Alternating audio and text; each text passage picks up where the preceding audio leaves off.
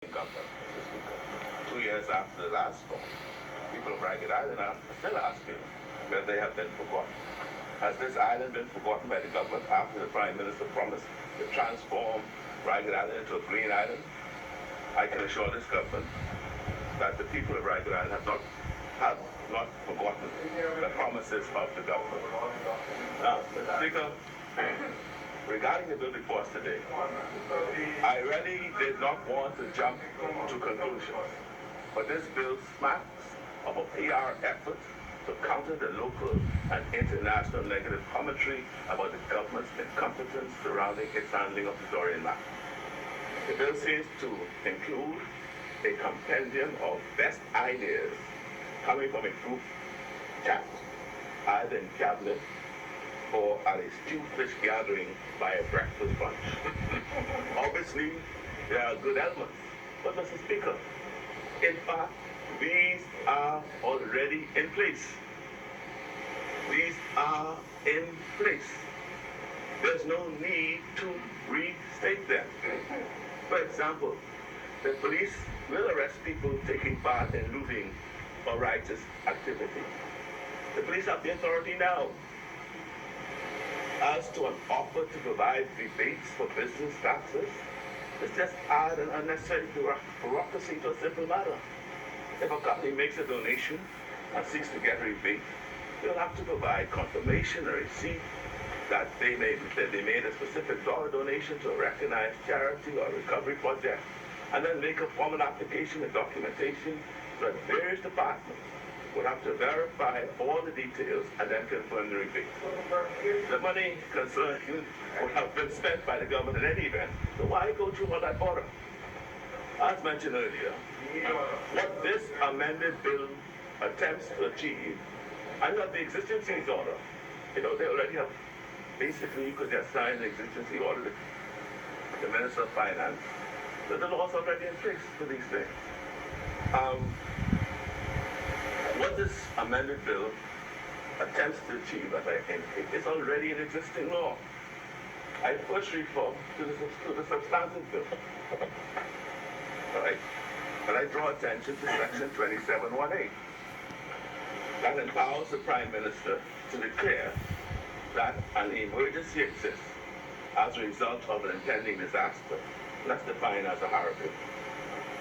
Right? Now, the same section 2718 refers you to sub-provisions of section 30 as to what happens during the period of that emergency order.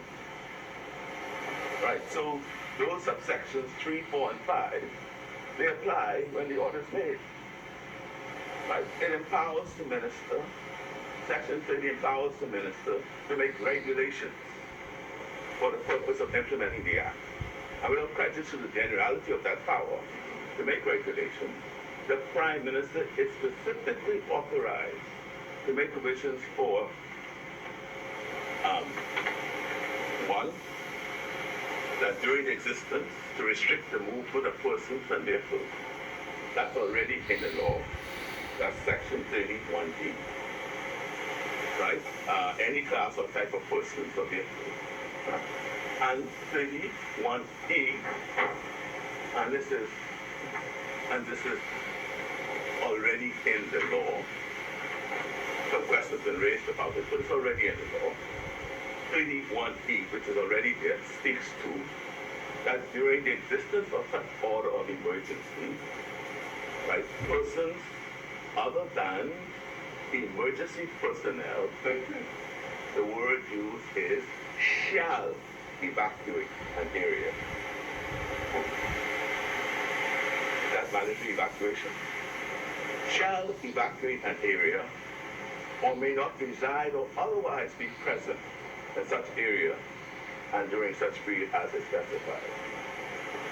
So the laws are already there in existence. Now one may say that this deals with this is an emergency situation. But Mr. Speaker, what we have further, and which is perhaps, this is something that's been in our law, and I must confess that that it is only, I always knew that there somewhere, but only after thinking it through and looking at it and talking with others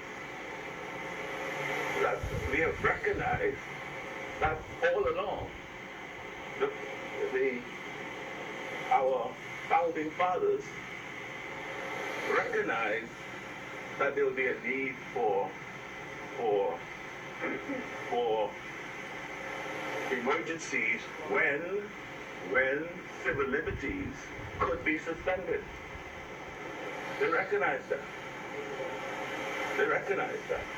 And so Article 29 of our Constitution empowers the Governor General, and of course they will act on the advice of the Cabinet, to proclaim, and the word used is proclaim, not order, a state of emergency. Right? And then once he does it, within 5 days, we can name Parliament, and if Parliament is not in session, the Governor could then summon Parliament to meet to discuss all the issues surrounding that proclamation. Now, and then, Mr. Speaker, our founding fathers, because our civil liberties are sacrosanct, you just don't trample upon it easily. If you believe in what the member for Yamasua speaks about, the rule of law to which we adhere to.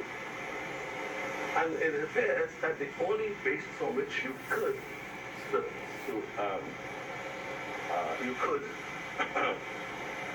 suspend civil liberties is through a proclamation by the Governor General. And that is the route that could have been taken. Because when you tie, and it's not a question of time, because the orders under which we are talking about in the Disaster Preparedness and Response Act, it's a period of 48 hours and 36 hours.